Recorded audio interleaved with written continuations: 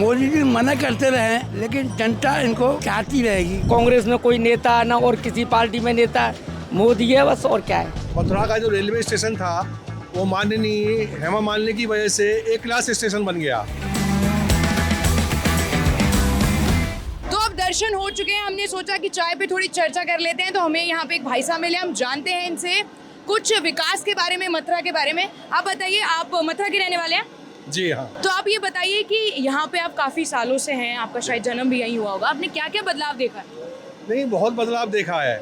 पहले तो जो हमारा मथुरा का जो रेलवे स्टेशन था वो माननीय हेमा मालिनी की वजह से एक क्लास स्टेशन बन गया। 5 सालों में मथुरा में बहुत तरक्की हुआ है। जन्मभूमि आपको लगती है क्या बड़ी हो पाएगी? जी, बड़ी होगी। और मुझे ये बताइए कि आपको क्या लगता है कि अगर आप मोदी सरकार चाहते हैं कि आए इस बार, तो आपको क्या लगता है कितनी सीटें आएंगी इस बार?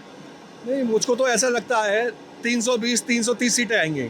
उनका जो नारा है 400 पार, लगता है क्या वो पार कर पाएंगे? 400 पार नहीं कर पाएंगी, वो मतलब ओवर कॉन्फिडेंस में है, लेकिन 330 बहुमत हो जाएगा उनका। यहाँ पे आपको लगता है टक्कर में कोई है मथुरा में बीजेपी को? नहीं, ऐसा है कि बीजेपी की टक्कर में तो कोई नहीं है, लेकिन मोदी को ये देखना चाहिए हेमा मालिनी को टिकट नहीं देनी चाहिए। तो ये भाई साहब से बात करी हमने चाय पीते पीते, इन्होंने कहा कि कमल तो खिलना चाहिए लेकिन यहाँ पर मथुरा में हेमा मालिनी को, बीजेपी को नहीं लड़ाना चाहिए।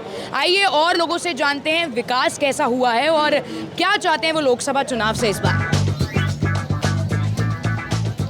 तो श्री कृष्ण जन्मभूमि के एकदम बाहर हमको एक बाबा मिले, जिनके पीछे हमने एक बोर्ड लगा देखा जहाँ उन्होंने लिखा था कि अब की बार 400 पार। तो बाबा जी, आपने मोदी के लिए लिखा है, मोदी से इतना प्रेम क्यों है आपको? इनके कारनामे जग जाहिर है, इतने लोकप्रिय हो गए हैं कि ये जनता के दिमाग से अब आगे से उतरेंगे नहीं। ये मोदी जी मना करते रहे लेकिन जनता इनको चाहती रहेगी, इसलिए ये लोकप्रिय रहेंगे और जाएंगे नहीं, यहीं रहेंगे। तो ये पार्टी को, आप ये बताइए, आप मथुरा से ही हैं?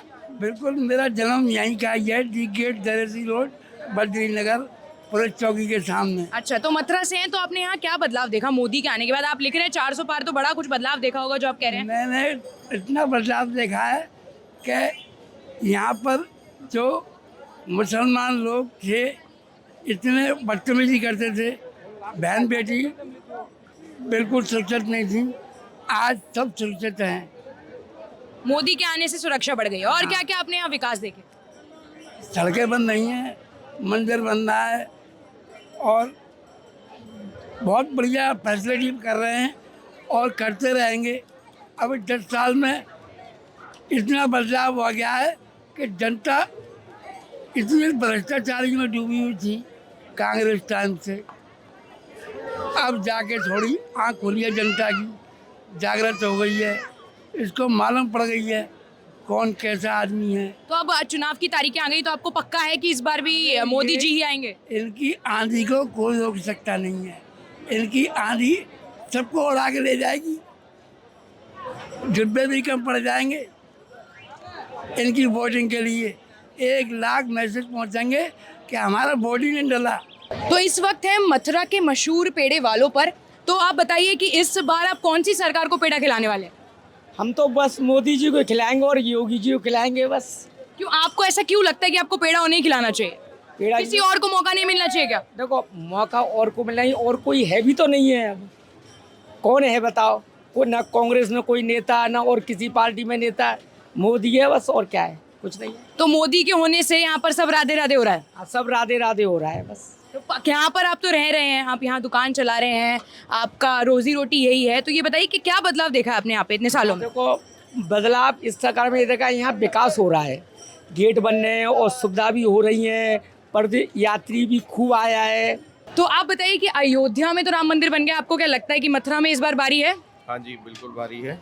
और मथुरा में आपको क्यों लगता है कि मथुरा में जैसे बड़ा हो जाएगा अगर जन्मभूमि, तो आपको क्या लगता है टूरिस्ट वगैरह ज़्यादा आएंगे? हर चीज़ से बेनिफिट होता है, टूरिस्ट आएगा, रोड बनेगा, हर किसी को व्यापार मिलेगा यहाँ। पहले से कोई बदलाव है आपको देखने को मिला खास? बिल्कुल बदलाव है। क्या क्या बदलाव है?